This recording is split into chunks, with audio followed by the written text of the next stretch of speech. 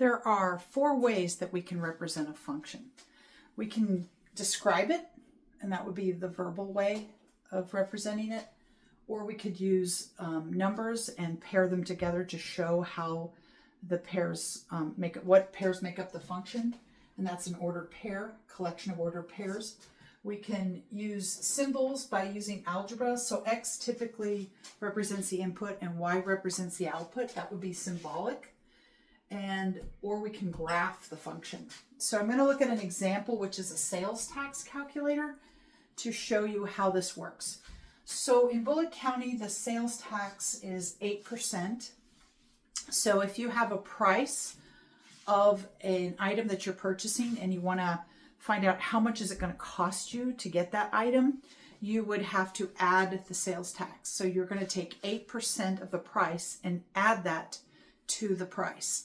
And that is your sales tax. So for example, if your price is $1, then the sales tax is going to be 8 cents, because 8% of $1 is 8 cents. So you're going to be, the cost for you to purchase that item is going to be $1.08.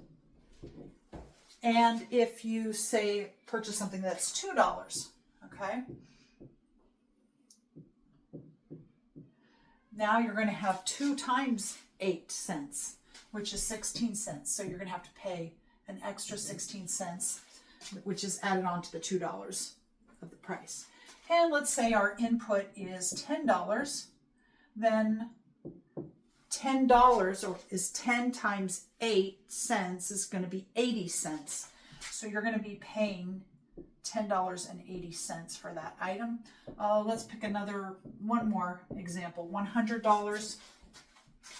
And if I take 8 cents times 100, that's going to be $8. So I'm paying $108 if the price of my item is 100. Okay, now obviously these are just a subset of the ordered pairs in the function. The function has infinitely many ordered pairs, so I can't possibly list them all. So the numerical representation of a function is often incomplete if the function has infinitely many. So I described it to you. You take the price and you add the sales tax, which is 8% of that price. And so that's a verbal description of the function. Numerical is this chart here. I'm showing you the numbers. Symbolic is probably a little bit more helpful. So if, let's say, X is our input and Y is our output, then we could describe how you calculate that output by, you take 1.08 times your input. So here is a symbolic representation of our function.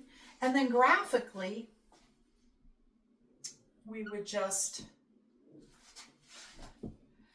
know that our input can't be negative. So in this case, our domain is all positive numbers. And then you would not include 0 because you're not going to buy something. Well, I suppose it could be free. So if you want to, we can include 0.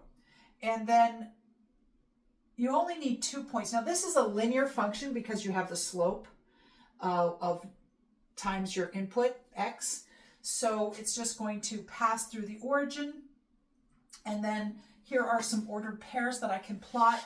So if I have 1, if I put in a 1, it's going to be a little bit more than 1. So it's going to be right about here. And then if I put in 2, it's going to be right about there. So there's my linear function. It's a little bit off. Okay. So here is a graphical representation of my function, and here's the x-axis and the y-axis, showing that for the price, if price is X, then the cost is Y. And this is the relationship.